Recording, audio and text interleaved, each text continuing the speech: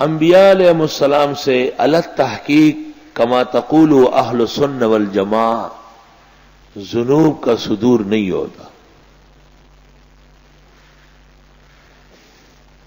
البتہ صورتاً وہ ذنوب ہوتے ہیں،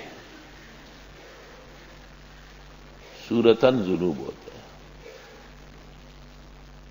اس کی مثال ایسی ہے جس طرح اندھیری رات میں ایک جوان ایک خوبصورت دوشیزہ کے ساتھ تنہائی میں کمرے میں بیٹھا ہوا دیکھا گیا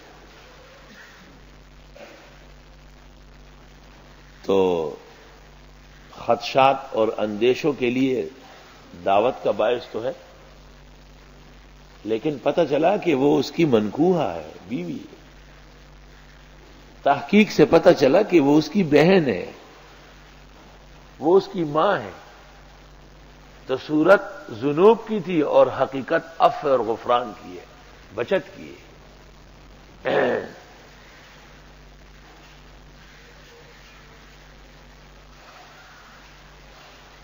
ایک بکرا سر کٹا ہوا مل گیا،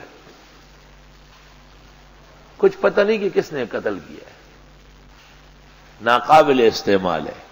اچانک ایک مومن معتمد نے بتایا کہ میں بسم اللہ اللہ اکبر کر کے اپنا بکرا ذبح کر کے لایا، تو جو صورت ضم تھی وہ عفو ہے. تو یوں سمجھ لے کہ صورتاً ذنوب ہے اور حقیقتاً ذنوب نہیں.